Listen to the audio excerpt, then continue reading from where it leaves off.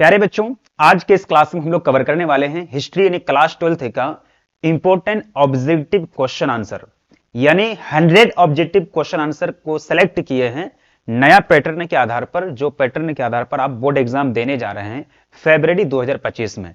आपका एग्जाम बहुत करीब है। आपको हिस्ट्री में यानी इतिहास में लगभग सिलेबस आपको कंप्लीट करा दिए हैं। अब यहां हिस्ट्री यानी इतिहास के अंदर जो क्वेश्चन लेकर के आए हैं, तो ये क्वेश्चन आपका लेटेस्ट पैटर्न पर आधारित है और आप तैयारी लगभग कर चुके हैं। और इस क्लास में 100 में अगर आप अच्छा स्कोर कर पाते हैं, 60 यानी मल्ली 60 प्रश्न अगर आप सही आंसर दे पाते हैं, तो आपकी तैयारी बिल्कुल बहुत अच्छी है, बहुत ही जबरदस्त तैयारी है। जिस तरह से कर रहे हैं उसी तरह से और ज्यादा मेहनत कीजिए। लेकिन अगर 60 भी क्वेश्चन अगर सॉल्व नहीं हो पा रहा है, तो अभी भी समय है आपके पास, जितना समय है लग जाइए जान लगा करके, ठीक है। क्वेश्चन की अगर बात करते हैं, सबसे पहला क्वेश्चन आपके स्क्रीन पर रखेंगे कि पाकिस्तान शब्द किसने दिया। काफी हलवा क्वेश्चन है और बोर्ड के द्वारा कई बार यह क्वेश्चन आपका रिपीट किया गया, ठीक है। पाकिस्तान शब्द किसने दिया? प्यारे बच्चों, जैसे कि बात होगा कि अंग्रेजों के द्वारा हमारे देश को दो टुकड़ों में बांट दिया गया, हिंदुस्तान और पाकिस्तान, आजादी के बाद। तो ये पाकिस्तान शब्द की बात कर रहे हैं, ये एक वर्ड की बात कर रहे हैं। अब ये जो पाकिस्तान शब्द है, ये पाकिस्तान शब्द किसने दिया? सिंपल सा क्वेश्चन है। अगर इसका आंसर देखेंगे तो ये पाकिस्तान शब्द 1933 में कैम्ब्रिज यूनिवर्सिटी में, कौन सा? कैम्ब्रिज यूनिवर्सिटी में, लंदन में पढ़ने वाले एक स्टूडेंट होते हैं। कैम्ब्रिज यूनिवर्सिटी में पढ़ने वाले एक स्टूडेंट होते हैं और एक वो किताब लिखते हैं। क्या लिखते हैं? नाउ और नेवर। क्या लिखते हैं? नाउ और नेवर, अभी नहीं तो कभी नहीं, अभी नहीं तो कभी नहीं, एक किताब लिखते हैं और उसी किताब में एक वर्ड लिखते हैं, वो पाकिस्तान है ना।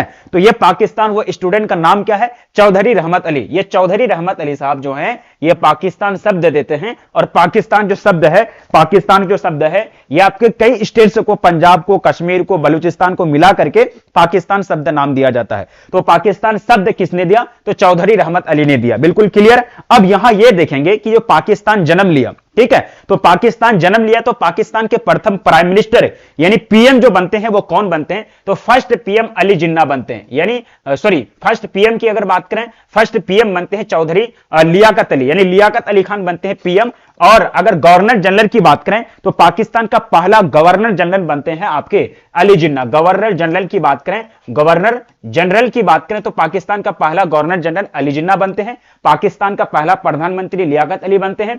पाकिस्तान शब्द किसने दिया? चौधरी रहमत अली ने दिया। बिल्कुल क्लियर। आप लोग आंसर सही दिए हैं, लगभग बिल्कुल सही आंसर आया है सभी लोगों का। बिल्कुल क्लियर, वेरी गुड। अब चलते हैं नेक्स्ट क्वेश्चन की ओर बढ़ेंगे। क्वेश्चन पूछा गया कि स्वतंत्र भारत के प्रथम राष्ट्रपति कौन है? यानी जब राष्ट्रपति की बात की जाए, अब आपको प्रधानमंत्री तो आप याद है, लेकिन प्रधानमंत्री के बारे में हम लोगों को अच्छा तरह से याद है। अगर ध्यान दिखा जाए अंतरिम सरकार में, अंतरिम सरकार मतलब जब देश को आजादी नहीं मिली थी, उस टाइम देश को चलाने के लिए जो सरकार का गठन किया गया, तो उसको कहते हैं अंतरिम सरकार। और अंतरिम सरकार में 1946 में, अंतरिम सरकार में 1946 में हमारे जो पीएम बनते हैं देश के, वो कौन बनते हैं? पंडित जवाहरलाल नेहरू, यानी मोतीलाल नेहरू का बेटा पंडित जवाहरलाल नेहरू पीएम बनते हैं, यानी प्राइम मिनिस्टर बनते हैं। अब स्वतंत्र भारत के प्रथम राष्ट्रपति आपको पूछा गया है, तो ये हो जाएंगे आपके डॉक्टर राजेंद्र प्रसाद। डॉक्टर राजेंद्र प्रसाद पहले राष्ट्रपति प्रेसिडेंट बनते हैं और ये बिहार के रहने वाले होते हैं। कहां के? बिहार के रहने वाले थे और जाने माने एडवोकेट यानी वकील होते हैं। समझ गए?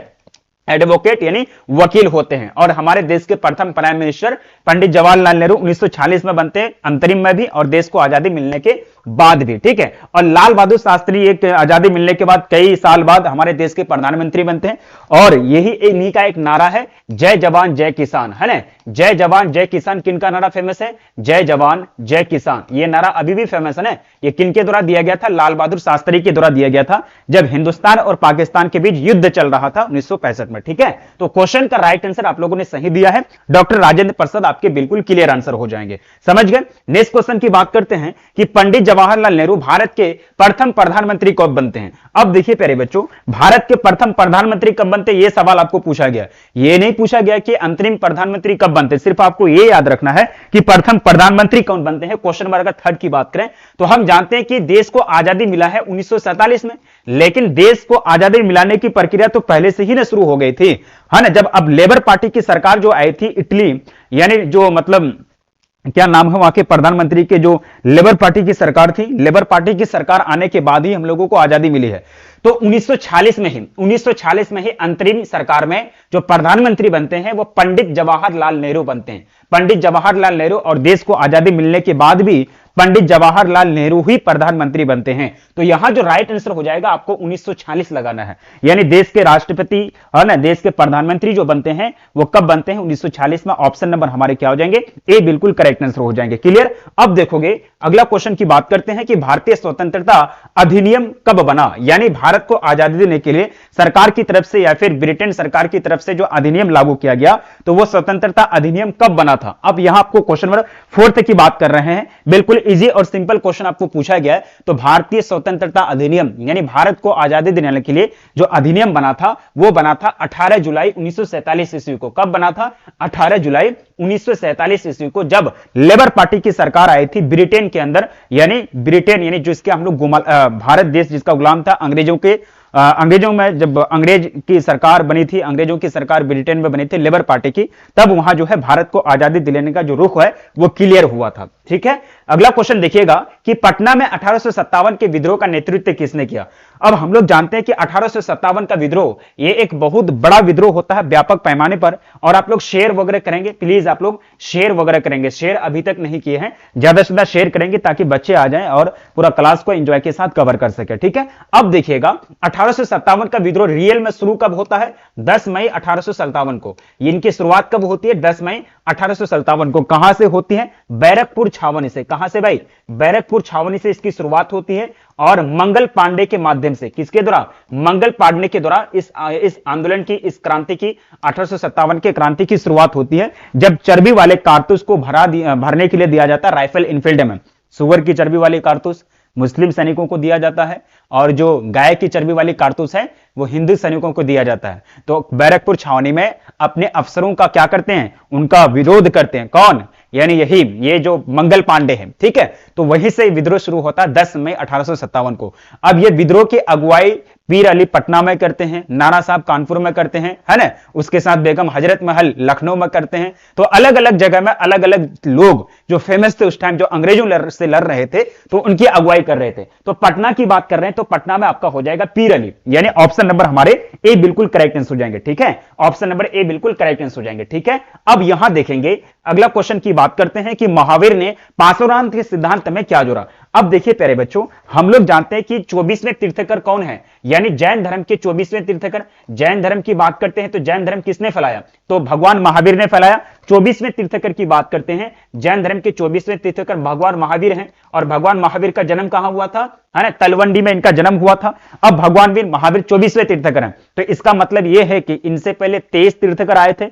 आप लोगों को पता होगा कि हिंदू धर्म में कई देवी देवता होते हैं, उसी तरह से इस्लाम धर्म में कई पैगंबर आए थे, है ना, कई पैगंबर आए थे। उसी तरह से हिंदू धर्म में कई देवी देवता आए थे। अब यहां पूछा गया है कि ये 24वें तीर्थकर हैं, तो 23वें तीर्थकर जो थे वो पासुरनाथ थे। ठीक है। इससे पहले यानी भगवान महावीर से पहले जो थे वो कौन आए थे, पासुरनाथ आए थे। अब हम आपको ये पूछेंगे कि भगवान महावीर यानी जैन धर्म को फैलाने के लिए सबसे प्रथम तीर्थकर की बात करो तो, यानी पहला जो तीर्थकर है वो कौन है, यानी प्रथम तीर्थकर की अगर बात करें तो यानी भगवान महावीर जैन धर्म 23वें हो जाएंगे आपके, कौन, पासुरनाथ हो जाएंगे, और 24वें भगवान महावीर हो जाएंगे। और अगर प्रथम की अगर बात करें यानी जैन धर्म के प्रथम गुरु की नाम बताओ तो ऋषभदेव, है ना। चलो बहुत अच्छी बात है, बिल्कुल आप लोग सही से आंसर दे रहे हैं। तो प्रथम की अगर बात करें, फर्स्ट की अगर बात करें तो ऋषभदेव होते हैं प्रथम, है ना। ऋषभदेव की बात करें तो प्रथम मतलब अनुयायी होते हैं जो जैन धर्म को फैलाने का काम करते हैं। तो क्वेश्चन का राइट आंसर आपको क्या पूछा गया है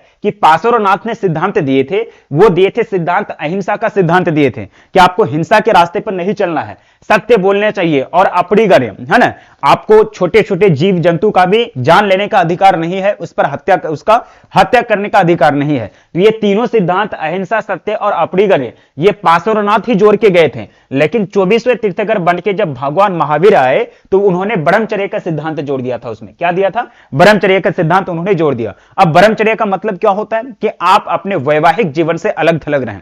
जब आप अपने वैवाहिक जीवन से अलग थलग रहेंगे तो उसी को कहते हैं ब्रह्मचर्य का सिद्धांत। यह आत्म संयम पर आधारित है। है ना, ये जो है आत्म संयम पर आधारित है। तो क्वेश्चन का राइट आंसर आप लोगों ने लगभग सही किया है, ऑप्शन नंबर हमारे बी बिल्कुल करेक्ट आंसर हो जाएंगे। ठीक है, अब चलते हैं आगे क्वेश्चन की अगर बात करें, आगे क्वेश्चन की अगर बात करें, क्वेश्चन आपका क्या हो जाएगा।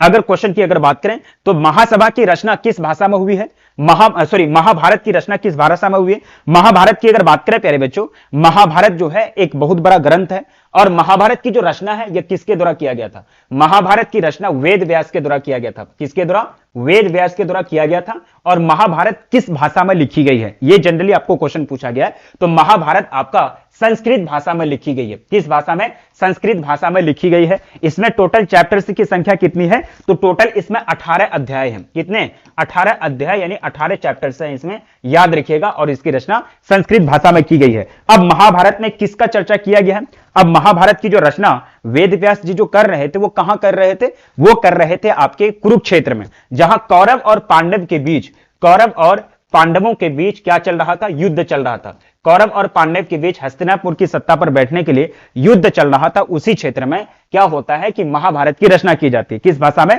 संस्कृत भाषा में। ऑप्शन नंबर हमारे ए यहां बिल्कुल राइट आंसर हो जाते हैं। क्लियर। नेक्स्ट देखोगे कि निम्न में से कौन रहस्यवादी संत थी। हाँ सर, अगर ये पूछेगा कि प्रथम प्रधानमंत्री तो 1947 होगा। ये महाभारत की रचना किस भाषा में हुई है, आपका संस्कृत भाषा में। नेक्स्ट क्वेश्चन पूछा गया था 8वां नंबर क्वेश्चन, निम्न में से कौन सी महिला रहस्यवादी संत है। रहस्यवादी संत की अगर बात कर रहे हैं तो बिल्कुल आप लोगों को आंसर देना है। क्वेश्चन नंबर 8 का आप लोगों ने बिल्कुल सही आंसर दिया है। ठीक है, चलो बिल्कुल 1947 हो जाएगा। लेकिन अगर बात करते हैं कि भाई 1947 से पहले वो तो अंतरिम प्रधानमंत्री भी बन चुके थे ना, लेकिन ये भी पूछना है कि अगर पहले की अगर बात करें तो पहले प्रधानमंत्री वही थे, वो भी बन चुके थे, 1946 में ही बन चुके थे। ठीक है, तो चलो बिल्कुल आप लोगों ने सही आंसर दिया है। 8वां नंबर क्वेश्चन की अगर बात करें तो राबिया जो है ना, राबिया या आपकी रहस्यवादी महिला संत हो जाएगा। यानी ऑप्शन नंबर हमारे सी बिल्कुल करेक्ट आंसर रहेंगे क्वेश्चन नंबर 8 का, है ना। और ये कहां के थे प्यारे बच्चों, ये अगर बात करें क्वेश्चन नंबर 8 की बात करें, ये कहां के थे, ये मतलब सूफीवादी परंपरा से जुड़ी हुई थी, जो इराक के रहने वाली थी, है ना। इराक के सूफीवादी परंपरा से जुड़ी हुई थी, राबिया की बात कर रहे हैं। तो ये रहस्यवादी संत मानी जाती है। मीरा जो है, मीराबाई किस वंश की रानी थी, मीराबाई किस वंश की रानी थी। अब यहां 9th नंबर क्वेश्चन की अगर बात करोगे तो इनका जन्म कहां हुआ था, राजस्थान में हुआ था। यानी मीराबाई का जन्म कहां हुआ था, राजस्थान में इनका जन्म होता है। राजस्थान में इनका क्या होता है, जन्म होता है। कब होता है प्यारे बच्चों, 1498 में इनका जन्म होता है। अब इनके पिता की अगर बात करोगे तो रतन सिंह राठौर, यानी कि इनका पिता का नाम क्या है, रतन सिंह राठौर, रतन सिंह राठौर, है ना, रतन सिंह राठौर इनके पिता का नाम है। अब बताइएगा कि मीराबाई किस वंश से है। तो क्वेश्चन का बिल्कुल आप लोगों ने सही आंसर दिया है। 9th का आप लोगों ने बिल्कुल सही आंसर दिया है। तो राठौर, इनके पिता का नाम में लगा हुआ राठौर, तो ये इनकी खानदान का भी नाम क्या हो जाएगा, राठौर ही हो जाएगा। यानी मीराबाई किस वंश से संबंधित है, तो राठौर से संबंधित है। ऑप्शन नंबर हमारे सी लोग हो जाएंगे। अब मीराबाई का जो शादी होता है, जो विवाह होता है, वो किससे होता है, राजा भोजराज के साथ, है ना। राजा भोजराज के साथ इनका विवाह होता है, राजा भोजराज के साथ इनका विवाह होता है। यह चीज आप लोगों को याद रखनी है। उत्तर भारत में भक्ति आंदोलन लाने का श्रेय किसे जाता है भाई, तो उत्तर भारत में सबसे पहली बात यह कि दक्षिण भारत में भक्ति आंदोलन क्यों फैला, क्योंकि उस समय इस्लाम का उदय हो रहा था। उस समय पूरे भारत में इस्लाम धर्म का क्या हो रहा था, उदय हो रहा था, जिसके कारण भारत में हिंदू धर्म में सुधार लाने के लिए भक्ति आंदोलन चलाया गया।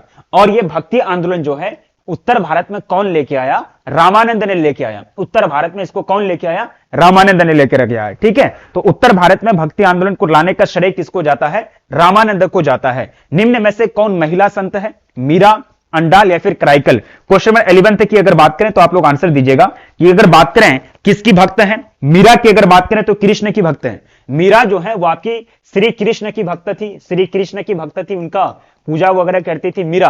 और अंडाल किसकी करती थी, अंडाल की अगर बात करोगे तो अंडाल किसका, अलवार संत है, जो विष्णु की भक्त थी। अंडाल किसकी संत थी भाई, विष्णु की। अंडाल किसकी पूजा करती थी, विष्णु की पूजा करती थी। ठीक है, अब यहां देखोगे कराइकल, ये भी जो है आपके भक्त हैं। यानी कौन सी महिला संत है, जो महिला संत आप जानते हैं उस टाइम बौद्ध भिक्षु में, अगर बौद्ध धर्म की अगर देखा जाए तो बौद्ध धर्म में सिर्फ पुरुषों को क्या दिया जाता, अधिकार दिया गया था, आप ही क्या बनते, बौद्ध भिक्षु बन सकते हैं। लेकिन आगे चल के महिलाओं को भी यह अधिकार दे दिया गया। तो यहां जो राइट आंसर हो जाएगा ऑप्शन नंबर हमारे डी, यानी सभी के सभी कौन है, महिला संत है। क्लियर। फोर्ट विलियम किस शहर में स्थित है, तो फोर्ट विलियम जो है ये अंग्रेजों का प्रसिद्ध केंद्र, मतलब प्रशासनिक होम होता है, प्रशासनिक क्षेत्र होता है। अब ये जो घर है फोर्ट विलियम, तो ये हमारे कोलकाता में थे। किसमें? कोलकाता में। अब ये कोलकाता में थे जो ईस्ट इंडिया कंपनी के आधिकारिक हाउस के रूप में काम करते थे। कोलकाता में ये होते हैं, आपका फोर्ट विलियम जगह होता है, ये चीज आप लोगों को याद रखनी है। पोस्ट मार्ग का यानी पुष्टि मार्ग का जहाज किसे कहा जाता है? सॉरी, पुष्टि मार्ग का जहाज, सॉरी, पुष्टि मार्ग का जहाज किसे कहा जाता है? हाँ, पुष्टि मार्ग का जहाज किसे कहा जाता है? अब देखिए, पुष्टि मार्ग क्या होता है कि हिंदू धर्म में पूजा अर्चना करने की एक परंपरा होती है, उसको कहते हैं पुष्टि मार्ग। और यह पूजा अर्चना करने की जो परंपरा है, ये पुष्टि मार्ग जो जोड़ा है, ये वल्लभाचार्य के द्वारा दिया गया था। ये पुष्टि मार्ग जो जोड़ा गया था, ये वल्लभाचार्य के जोड़ा गया था। ऑप्शन नंबर हमारे बी बिल्कुल करेक्ट हो जाएंगे। क्वेश्चन नंबर हम लोगों का 13 का। ठीक है, चलिए, बहुत अच्छी बात है, बिल्कुल आप लोग सही आंसर दे रहे हैं। और ये जो है ये वल्लभाचार्य की बात करें तो श्री कृष्ण जो है, वल्लभाचार्य जो है श्री कृष्ण के भक्ति में लीन रहते हैं। एक मतलब पुष्टि मार्ग पूजा करने की परंपरा है और यह वल्लभाचार्य के द्वारा जोड़ा गया था। किसने भारत को एकमात्र भौगोलिक इकाई कहा? एक अंग्रेज अधिकारी होते हैं सोले, है ना, उनका नाम क्या होता है? सोले। वो कहते हैं कि भारत जो है एकमात्र क्या है? एक भौगोलिक इकाई है। मात्र एक क्या है? यानी एक भौगोलिक इकाई है। ये देखिएगा, ये सोले के द्वारा कहा जाता है। Next question, poverty and un British rule in India. Poverty and un British rule in India के लेखक कौन है? अब हमारे देश के एक कांग्रेस के जाने माने नेता होते हैं जिनका नाम होता है दादा भाई नौरोजी।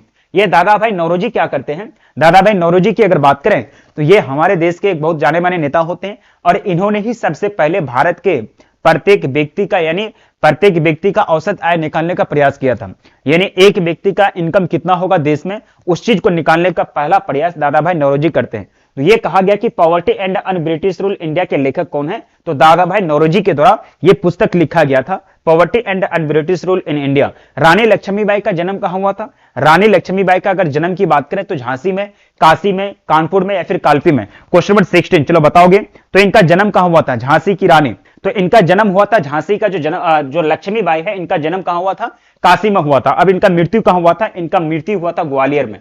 जब अंग्रेजों से लड़ाई लड़ रहे थे, ग्वालियर यूपी में इनका मृत्यु हो गया था। जब इनको चिता को आग दिया जा रहा था तो एक अंग्रेज अधिकारी हीरोज कह रहे थे कि एक मात्र मर्द है, यानी सभी मर्दों में एक, सभी महिलाओं में एक क्या है? मात्र मर्द है, मतलब उनकी तारीफ करते हुए कहते हैं। हम्पी नगर किस साम्राज्य से संबंधित है? तो हम्पी आपका विजयनगर साम्राज्य की राजधानी होती है। हम्पी किसका राजधानी होता है? विजयनगर साम्राज्य की राजधानी होती है, जिसकी स्थापना 1336 ईस्वी में हरिहर और बुक्का करते हैं। तो यह आपका विजयनगर साम्राज्य से संबंधित है। हम्पी की राजधानी यानी विजयनगर साम्राज्य की जो राजधानी है वो आपकी हम्पी होती है। क्लियर। नेक्स्ट देखोगे कि भारत का प्रथम मुगल शासक कौन है? 1300 मतलब जो 1526 ईस्वी में बाबर के द्वारा दिल्ली सल्तनत को हरा करके भारत में मुगल एम्पायर की स्थापना की जाती है।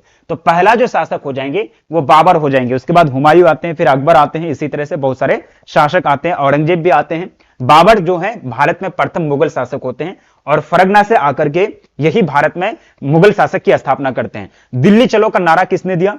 तो दिल्ली चलो का नारा की अगर बात करें तो यह दिया गया था सुभाष चंद्र बोस के द्वारा। जब सुभाष चंद्र बोस कहां?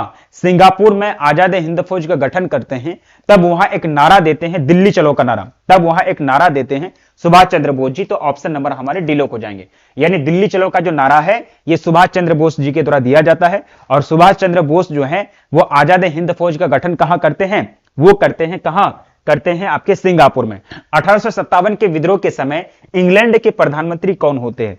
और 1857 के विद्रोह के समय जो इंग्लैंड के जो प्रधानमंत्री होते हैं, जो पीएम होते हैं, वो होते पाम्पस्टन, है ना। पाम्पस्टन उनके प्रधानमंत्री होते हैं। इसके बाद लेबर पार्टी की सरकार आती है। लेबर पार्टी की जैसे सरकार आती है तो भारत को आजादी दिलाने के लिए प्रस्ताव रखे जाते हैं। भारत को आजादी दिलाने के लिए प्रस्ताव रखे जाते हैं। दामिनी कोह क्या है? तो एक भूमि का भाग है। दामिनी जो कोह है, दामिनी कोह, ये एक जमीन का टुकड़ा है, भूभाग है। ये जमीन का टुकड़ा को यानी भूभाग को दामिनी कोह के नाम से जाना जाता है, याद रखिएगा। मीर कासिम की अगर बात करें, मीर कासिम और ईस्ट इंडिया कंपनी के बीच संघर्ष का मुख्य कारण क्या था? मीर कासिम और ईस्ट इंडिया कंपनी की बहुत सारी सेना है, तो मीर कासिम का भी अपना एक साम्राज्य चल रहा था। तो इनके बीच जो संघर्ष हुआ था, इसके संघर्ष का आप लोगों को कारण पूछा गया।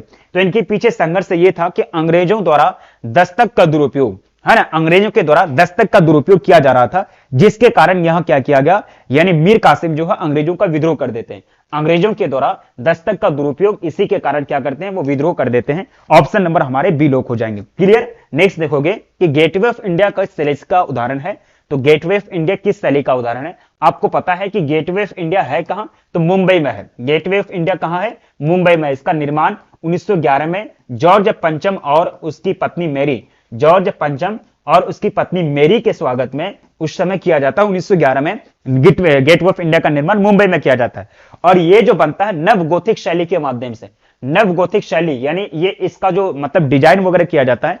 शैली का मतलब होता है घर का डिजाइन। जब किला वगैरह बनता है तो उसका डिजाइनिंग किस फॉर्मेट में होता है, वो होता है आपका मतलब शैली।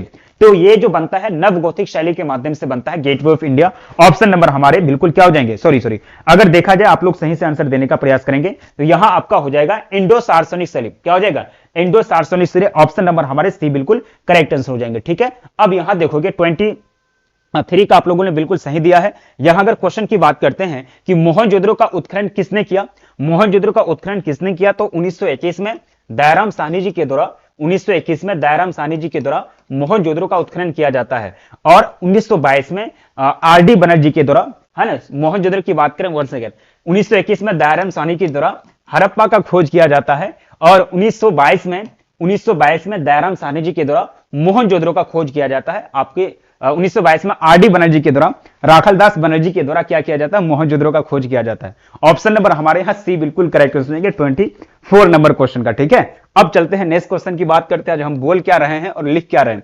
ठीक है, मुंडा विद्रोह का नेता कौन है ना। मुंडा विद्रोह की अगर बात करें तो ये विद्रोह कब होता है, 1895 में। ठीक है, और मुंडा विद्रोह का जो नेता है वो होते हैं आपके बिरसा मुंडा।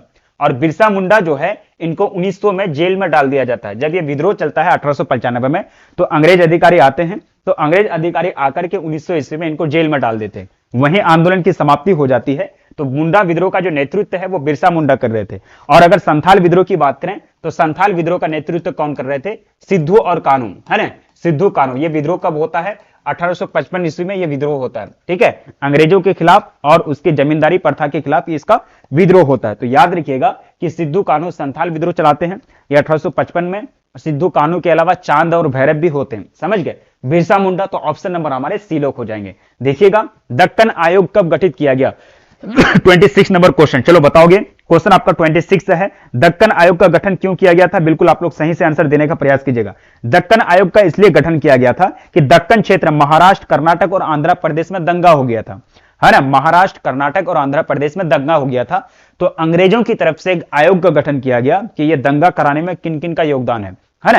ये दंगा कराने में किन किन का योगदान है उनको पकड़ के लाना है। मतलब दंगा होने का कारण क्या है दक्कन क्षेत्र में, दक्कन क्षेत्र में क्या क्या आ जाते हैं, महाराष्ट्र, कर्नाटक और आंध्र प्रदेश। याद रखिएगा महाराष्ट्र, कर्नाटक और आंध्र प्रदेश आपके दक्कन क्षेत्र के अंदर। महाराष्ट्र हो जाएगा, है ना, महाराष्ट्र हो जाएगा, कर्नाटक हो जाएगा, उसके बाद आंध्र प्रदेश हो जाएगा, आंध्र प्रदेश हो जाएगा। ये सब जो है किस में आते हैं, ये सब आपके दक्कन क्षेत्र के अंतर्गत आते हैं। तो उस समय क्या होता है कि दक्कन क्षेत्र में दंगा फैल जाता है। तो अंग्रेज के द्वारा 1875 में दक्कन दंगा आयोग का गठन किया जाता है कि आप पता करो कि ये दंगा क्यों फैला, इसका कारण क्या रहा, इसके पीछे क्या रीजन रहा। ठीक है, ये कारण का पता करने के लिए, समझ गए। राजकुमार द्वारा का संबंध, राजकुमार दारा का संबंध किस सिलसिला से है, तो राजकुमार दारा की अगर बात करें 27 नंबर क्वेश्चन, चलो बिल्कुल आप लोग सही से आंसर देने का प्रयास कीजिएगा। तो राजकुमार दारा का संबंध आपका कादरी सिलसिला से होता है, कादरी सिलसिला। जिस तरह से ख्वाजा मोइनुद्दीन चिश्ती का संबंध किससे है, चिश्ती सिलसिला से, उस तरह से राजकुमार दारा कादरी सिलसिला से संबंधित होते हैं। सिंपल सा क्वेश्चन है, आसान तरीके से आपको याद रखना है। इब्न बतूता किस देश का यात्री था। आप लोगों को प्लीज शेयर वगैरह ज्यादा करना है। आज आप लोग शेयर कम किए हैं तो प्लीज कम से कम 400 का टारगेट तो आप रखेंगे, है ना, कम से कम 400 का तो टारगेट रखेंगे, है ना। तो प्लीज जम करके शेयर वगैरह कीजिएगा।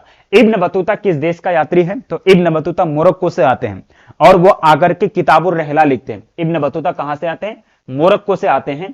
किताबुर रहला किसके द्वारा लिखा गया था, सिर्फ रहला लिखा हुआ रहता कहीं कहीं, तो किताबुर रहला उन्हीं के द्वारा लिखा गया था और यह अरबी भाषा में लिखा गया था। किसमें, अरबी भाषा में। तो इब्न बतूता किस देश का यात्री है, तो मोरक्को का है। और ईरान से कौन आते हैं, अब्दुल रज्जाक वगैरह आते हैं। इटली से कौन आते हैं बताइएगा, इटली से कौन आते हैं, इटली के एक यात्री हैं जो आते हैं हमारे देश में और यात्रा करके जाते हैं। तो याद रखिएगा वो मोरक्को के निवासी थे। और फ्रांसवा बर्नियर कहां से आए थे, फ्रांस से आए थे। आईने अकबरी किसने लिखी, आईने अकबरी आपका फारसी भाषा में लिखा गया है। आईने अकबरी, देखो अकबरनामा जो है ये अकबर के इतिहास का वर्णन करता है। अकबरनामा अकबर के इतिहास का वर्णन करता है और इसका लेखन अबुल फजल के द्वारा किया जाता है। इसका लेखन अबुल फजल के द्वारा किया जाता है। और ये जो है टोटल कितना भाग में होता है, ये आपके 3 भाग में बटे हुए रहते हैं। तो लास्ट वाला जो भाग है, तो लास्ट वाला भाग का ही नाम आईने अकबरी है, समझ गए। तो लास्ट वाला भाग का नाम आईने अकबरी है, तो अबुल फजल के द्वारा लिखा गया था। अब पूछेगा कि कौन सी भाषा में लिखा गया था, तो फारसी भाषा में लिखा गया था, याद रखिएगा फारसी भाषा में, ठीक है। तो ऑप्शन नंबर हमारे सी लोग हो जाएंगे। आईने अकबरी किसके द्वारा लिखा गया था, फारसी भाषा में, अबुल फजल के द्वारा। अकबरनामा किसके द्वारा लिखा गया था, अबुल फजल के द्वारा। लेकिन अबुल फजल की हत्या कौन करते हैं जी, अबुल फजल की हत्या कौन कर देते हैं, औरंगजेब या जहांगीर, 2 ऑप्शन दे रहे हैं, बताओ, कल ही पढ़ाए हैं। अबुल फजल की हत्या कौन करते हैं। नेक्स्ट देखिएगा कि त्रिपिटकाचार्य किस विद्वान लेखक को कहा जाता है, त्रिपिटकाचार्य किस विद्वान लेखक को कहा जाता है। तो यहां अगर बात करें राहुल संकीर्तनायन, तो ये आपका त्रिपिटकाचार्य कहा कि उनके नाम से जाना जाता है। क्वेश्चन नंबर 30 का आप लोग बिल्कुल सही से आंसर देने कीजिएगा। तो राहुल संकीर्तनायन को क्या कहते हैं, त्रिपिटकाचार्य कहते हैं। क्योंकि आप देखिए त्रिपिटक किससे संबंधित है, त्रिपिटक आपका बौद्ध धर्म से संबंधित है। शुद्ध पिटक, सुत्त पिटक, विनय पिटक और अभिधम्म पिटक। त्रिपिटक किससे संबंधित है, आपका त्रिपिटक की बात करें तो आपका 3 पिटक की बात करें तो आपका बौद्ध धर्म से संबंधित है। ये याद रखिएगा किससे संबंधित है, बौद्ध धर्म से। सुत्त पिटक, विनय पिटक, अभिधम्म पिटक, ये सारी चीज आपको याद है। तो राहुल संकीर्तन को त्रिपिटकाचार्य करते हैं, क्योंकि तीनों पिटक में यानी त्रिपिटक के अंतर्गत मतलब इनका काफी ज्यादा अध्ययन वगैरह होता है, ये काफी ज्यादा इसको अध्ययन करते हैं, ठीक है। अब देखिएगा बादशाह नामा के लेखक कौन है, ठीक है, टाइपिंग मिस्टेक हो गया है ना। अगर बात करें तो बादशाह नामा के लेखक कौन है, तो बादशाह नामा अब्दुल हमीद लाहौरी के द्वारा लिखा जाता है। बादशाह नामा अब्दुल हमीद लाहौरी के द्वारा लिखा जाता है। अब ये पूछोगे कि बादशाह नामा में कौन से शासक का वर्णन किया गया है, तो बादशाह नामा में शाहजहां का वर्णन किया गया है। शाहजहां का जो शासनकाल चलता है, शाहजहां का जो शासनकाल चलता है, तो उनका वर्णन किया गया 31 का। आप लोगों ने बिल्कुल सही आंसर दिया है, यानी बादशाह जो शाहजहां होंगे उनके द्वारा जो भी युद्ध वगैरह जो भी शासन वगैरह चलाते हैं उनका वर्णन उसमें किया गया है, समझ गए। अब देखते हैं कि ठगी प्रथा का अंत किस काल में हुआ। ठगी प्रथा क्या होती है, 32 नंबर क्वेश्चन। यानी अंग्रेजों के शासनकाल में लॉर्ड विलियम बेटिंक के समय ठगी प्रथा जो है भारत के हिस्से में फैल गया था। लॉर्ड विलियम बेटिंक के माध्यम से, लॉर्ड विलियम बेटिंक, अरे इतना लंबा नाम याद मत रखो भाई, सिर्फ बैटिंग याद रखो, ठीक है। लॉर्ड विलियम बैटिंग के समय भारत में क्या होता है कि ठगी प्रथा की शुरुआत होती, पूरे क्षेत्र में ठगी प्रथा बढ़ जाती है, ठीक है। और ठगी प्रथा का मतलब होता आपराधिक मामले। भारत में आपराधिक मामले उस टाइम काफी ज्यादा बढ़ जा रहे थे, इसलिए आप लोगों को याद रखना है कि ठगी प्रथा का जो मतलब अंत होता है किसके काल में, तो यहां याद रखना 32 नंबर क्वेश्चन। तो लॉर्ड विलियम बेटिंक के काल में ही इसका अंत होता है। किसके काल में, लॉर्ड विलियम बेटिंक के काल में ही इसको खत्म कर दिया जाता है, अंत कर दिया जाता है, समझ गए। अब देखते हैं ठगी प्रथा का मतलब होता है लोगों के साथ आपराधिक मामले होते थे, सोना चांदी रुपया वगैरह सब चीज छीन लिया जाता था, डाका डाला जाता था। अब देखिएगा अस्थायी बंदोबस्त कहां लागू हुआ। सबसे पहली बात, अस्थायी बंदोबस्त क्या होता है, यह आपका जमीन का टैक्स यानी जमीन का कर लेने का व्यवस्था है, यानी जमीन कर प्रणाली, यानी भू कर प्रणाली, भूमि कर प्रणाली कहेंगे इसको, जमीन या भूमि कर प्रणाली, भूकर प्रणाली कहेंगे। तो किसानों से टैक्स वसूलने का एक सिस्टम था, टैक्स वसूलने क्या था, ये एक सिस्टम था। अब अस्थायी बंदोबस्त क्या होता है, जिसे मतलब इसे किसने लागू किया, लॉर्ड कार्नवालिस लागू किया इसने, है ना। अब इसमें क्या होता है कि जमीन का मालिक तो किसानों को बना दिया जाता है, लेकिन उससे टैक्स भरपूर लिए जाते हैं। और यह लागू किया गया था 1793 ईस्वी में। कब, 1793 ईस्वी में बंगाल में लागू किया गया था। 1793 ईस्वी में बंगाल में लागू किया गया था। अब आपको पता है कि 1905 में आपका बंगाल का विभाजन होता है, मतलब अभी जो बांग्लादेश है वर्तमान में, और जो बंगाल है पश्चिम बंगाल, दोनों को मिलाकर के बंगाल कहेंगे, समझ गए। तो याद रखिएगा कि ये लागू कहां किए गए थे, बंगाल में। तंबाकू के सेवन पर किस शासक ने प्रतिबंध लगा दिया, तो 1605 ईस्वी में तंबाकू का सेवन सबसे पहले कौन करते हैं, अकबर करते हैं। लेकिन उसका बैड इफेक्ट, इसका बुरा प्रभाव पूरे साम्राज्य में पड़ता है, जिसके कारण जहांगीर क्या करते हैं कि तंबाकू को बैन कर देते हैं। तंबाकू पीना यानी तंबाकू का सेवन करना निषेध कर देते हैं, उसका कोई सेवन नहीं कर सकते हैं, ठीक है। ख्वाजा मोइनुद्दीन चिश्ती का दरगाह कहां है, ख्वाजा मोइनुद्दीन चिश्ती की अगर बात करें तो ये आपका चिश्ती सिलसिला से संबंधित है। अगर बात करें तो ख्वाजा मोइनुद्दीन चिश्ती का दरगाह राजस्थान के अजमेर में है। कहां है, राजस्थान के अजमेर में। तो याद रखिएगा ख्वाजा मोइनुद्दीन चिश्ती का दरगाह वहीं हो जाता है। महाभारत की रचना किसने की, सबसे पहली बात कि महाभारत की रचना कहां की गई, तो कुरुक्षेत्र में की गई, है ना। किसके बारे में इसमें चर्चा किया गया है, तो आपके कौरव और पांडव के बीच, है ना, कुरुक्षेत्र में इसकी रचना की जाती है। कौरव और पांडव के बीच जो लड़ाई चलती है, कौरव और पांडव के बीच जो लड़ाई चलती है उसका वर्णन इस महाभारत में किया गया है। अब इसकी रचना कौन करते हैं? तो वेद व्यास जी इनकी रचना करते हैं। कौन? वेद व्यास जी इनकी रचना करते हैं। कौन सी भाषा में करते हैं? संस्कृत भाषा में करते हैं, है ना। अब इस वेद व्यास में, इस महाभारत में कितने अध्याय हैं? चैप्टर टोटल कितने हैं? चैप्टर टोटल 18 हैं। समझ गए। अब देखते हैं कि वाल्मीकि वाल्मीकि कौन है जी? वाल्मीकि कौन है? वाल्मीकि ने किसकी रचना की? अब यहां बताइएगा, मनुस्मृति की रचना किसके द्वारा की जाती है? मनुस्मृति की रचना ये आपके मनु के द्वारा की जाती है। वाल्मीकि क्या करते हैं? कौन सा रचना करते हैं? आप लोग बताइएगा कमेंट करके, ठीक है। तो यहां जो है वेद व्यास आपका राइट आंसर हो जाते हैं। क्लियर। अकबर के समय खालसा भूमि पर किसका अधिकार होता था? देखिए, एक जमीन होता है जो स्पेशल राजा के लिए होते थे, और अकबर के समय राजा का ही अधिकार होता था। अकबर खुद उस पर अधिकार करते थे। अकबर जो है खालसा भूमि पर खुद अपना अधिकार जमाया हुआ था। किसी आम आदमी को, आम पब्लिक को उस पर किसी का अधिकार नहीं होता था। 1563 ईस्वी में खालसा भूभागों को देखभाल करने हेतु अकबर ने किसे नियुक्त किया था? तो एतमाद खां, यानी उन्होंने कहा कि खालसा भूमि तो मेरे अंदर है, लेकिन उसका देखरेख करने के लिए एक अधिकारी का नियुक्त करते हैं, एक आदमी का नियुक्ति करते हैं, जिनका नाम है एतमाद खां, है ना। नाम भी वैसा है, एतमाद। हम आप पर एतमाद जाहिर कर सकते हैं, एतमाद खां। नाम कैसा है? एतमाद। समझ गए। अब देखिएगा, मुगल काल के दौरान प्रचलित निम्नलिखित में से किस भू राजस्व प्रणाली का संबंध राजा टोडरमल से है? यानी राजा टोडरमल के माध्यम से। 39। चलो, बहुत अच्छी बात है, आप लोग क्वेश्चन का आंसर, आप लोग सही आंसर दे रहे हैं, वेरी गुड। अब यहां देखेंगे, मुगल काल के समय अकबर के जो वित्त मंत्री होते हैं, जो फाइनेंस मिनिस्टर होते हैं, तो वो होते हैं कौन? टोडरमल होते हैं, अकबर का दरबारी होते हैं। और जब्ती उस टाइम का मतलब क्या होता है कि भू राजस्व प्रणाली का जो संबंध है राजा टोडरमल से, तो जब्ती मतलब अलग अलग टैक्स लेने का सिस्टम होता था, जमीन से टैक्स वसूलने का सिस्टम होता था, तो जब्ती नाम है, तो जब्ती उस टाइम का होता था। समझ गए। कलकत्ता में अंग्रेजों की किलेबंद बस्ती का नाम क्या है? अब यहां बताइएगा कि अंग्रेज अधिकारी, जो प्रशासनिक क्षेत्र से जो अधिकारी जुड़े हुए रहते थे, वो अधिकारी का एक बस्ती होता है, गांव होता है, वो बस्ती का नाम है फोर्ट विलियम।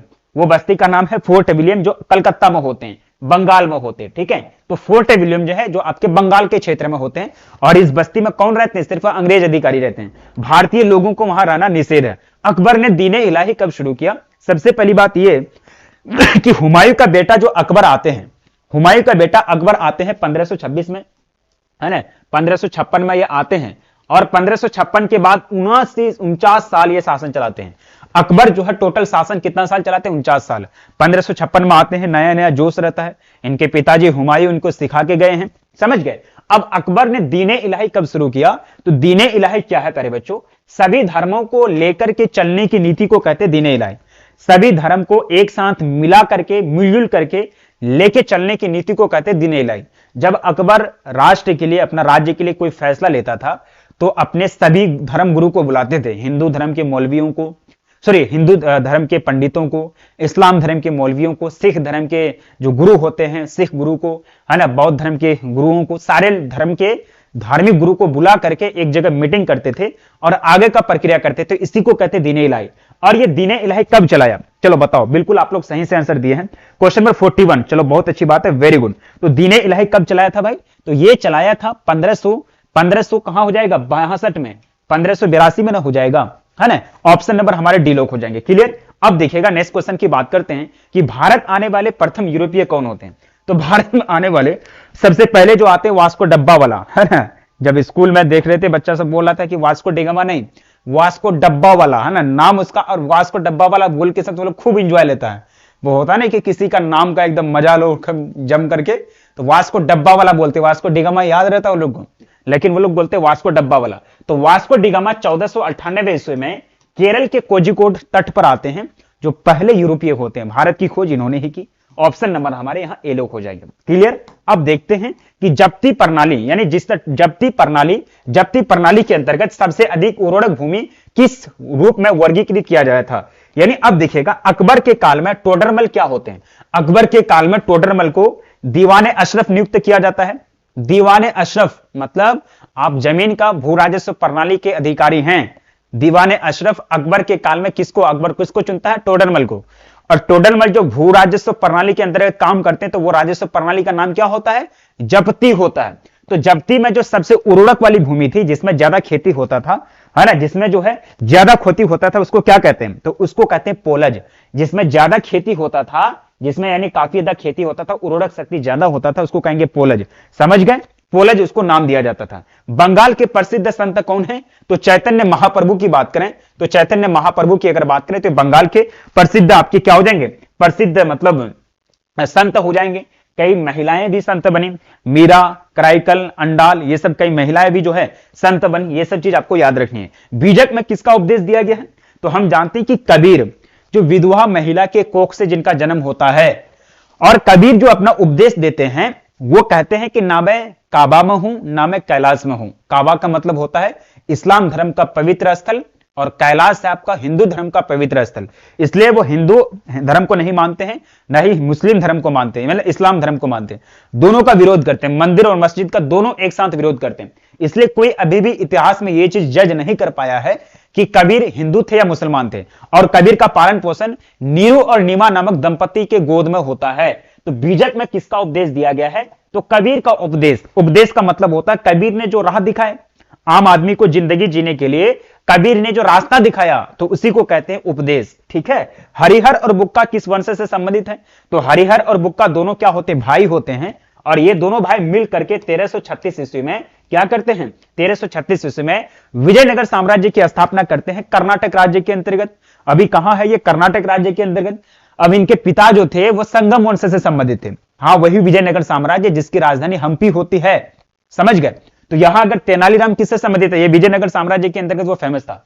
तो हरिहर और बुक्का किस वंश से है, तो आपका संगम वंश से होगा। ऑप्शन नंबर हमारे ए बिल्कुल करेक्टनेस हो जाएंगे। क्लियर। भारतीय संविधान कब लागू किया गया, अब यहां देखोगे कि भारतीय संविधान कब लागू किया गया।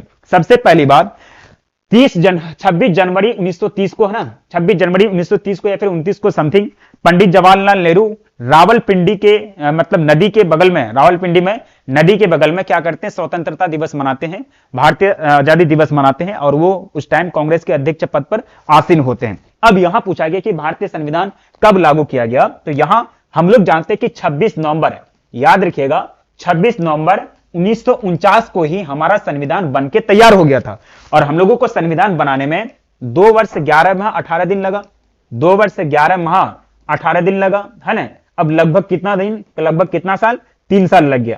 तो उसको लागू कब किया गया था, 26 जनवरी 1950 को। और इसी दिन हमारा देश क्या बन जाता है, गणतंत्र बन जाता है। और 15 अगस्त 1947 को हमारा देश क्या होता है, स्वतंत्र होता है। हमारा देश क्या होता है, स्वतंत्र होता है। गणतंत्र और स्वतंत्र, है ना, अंतर समझना। इतिहास के स्टूडेंट हो, कोई इधर उधर का स्टूडेंट नहीं। ठीक है। तो लागू कब किया जाता है, 26 जनवरी 1950 को।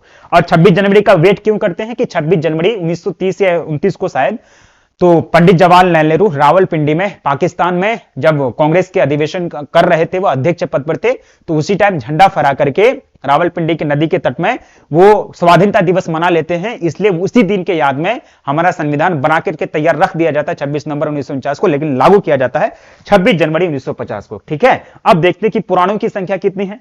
पुराणों की संख्या कितनी है, टोटल 18। अब पुराणों की संख्या कितनी है भाई, टोटल 18।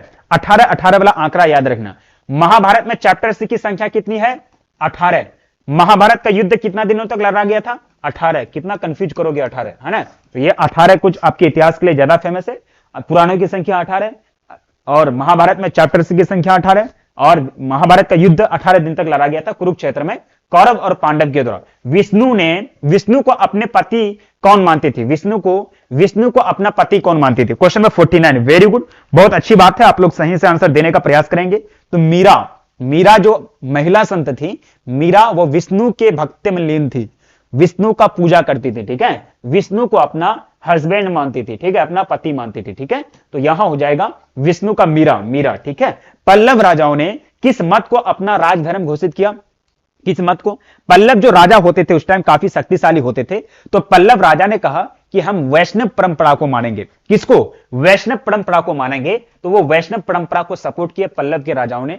और वैष्णव परंपरा जैसे राजा सपोर्ट करते हैं तो ये वैष्णव परंपरा बहुत आगे निकल जाते हैं, बहुत आगे इनका क्या होता है, विकास हो जाता है। किस यात्री ने कश्मीर को पृथ्वी पर अतुल्य बताया, वह अरे यार कश्मीर जो है ना, मन करता है कि अभी छोड़ छाड़ के कश्मीर चल जाए टिकट बुक करके, है ना। घूमने के लिए। अभी ठंडी का मौसम में तो जाने से कम 4 को 5 को कंबल लेके जाना पड़ेगा, तो अभी तो जा नहीं सकते, लेकिन गर्मी के मौसम में ठीक है आप लोग जाइएगा घूमने के लिए। पल्लव राजाओं ने वैष्णव को मतलब अपना मत दिया। किस यात्री ने कश्मीर को अतुलनीय बताया?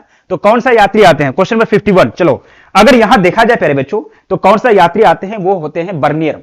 फ्रांसवा बर्नियर जब भारत की क्या करते हैं? यात्रा करते हैं। तो फ्रांसवा बर्नियर क्या करते हैं? भारत की जब यात्रा करते हैं तो भारत के कश्मीर भाग को क्या बताते हैं? वो अतुलनीय बताते हैं। समझ गए? 49 का बी हो जाएगा। 49 का क्या हो जाएगा? बी हो जाएगा। ठीक है, दो गलती हो गया यार, क्या हो गया? आज हम कहां से आए हैं? तो ये हो जाएगा अंडाल हो जाएगा। ठीक है, 49 का बी हो जाएगा। ठीक है, अगर सही रहेगा तो हम इसको टिक कर देंगे और कमेंट भी पिन कर देंगे। समझ गए? अब देखेंगे आगे क्वेश्चन की बात करते हैं। तो ये बर्नियर ने बताया। जालियांवाला बाग हत्याकांड कब होता है? 13 अप्रैल 1919 को होता है। ये हत्याकांड कब होता है?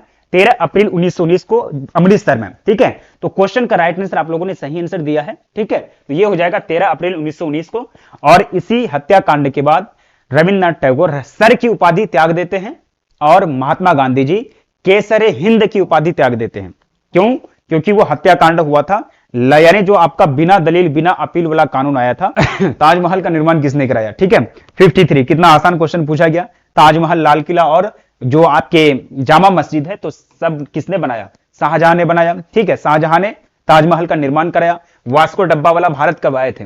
वास्को डब्बा वाला भारत आए थे 1498 ईस्वी में। ऑप्शन नंबर हमारे बिलोक हो जाएंगे। प्रथम यूरोपीय यही होते हैं। समझ गए? अब यहां देखेंगे क्वेश्चन आपका बिल्कुल सही आंसर हो जाएगा। Question number 53। चलो बहुत अच्छी बात है। क्वेश्चन की बात करते हैं कि घुमक्कर नामक पुस्तक के लेखक कौन है? घुमक्कर शास्त्र पुस्तक यानी किताब के जो लेखक है वो चीज आपको पूछा गया। और ये किताब लिखा गया था राहुल संकीर्तन के दौरान। किसके दौरान? राहुल संकीर्तन के दौरान। ऑप्शन नंबर हमारे बी बिल्कुल राइट आंसर हो जाते हैं। टैवर्नियर जो घूमने के लिए आते हैं तो टैवर्नियर को क्या एक मतलब इंटरेस्ट रहता है? हीरे का खान, यानी हीरा, हमेशा वो हीरा खोजते रहते थे कोयला की खदान में। तो टैवर्नियर जो आते हैं तो ऑप्शन नंबर बी बिल्कुल करेक्ट आंसर हो जाएंगे।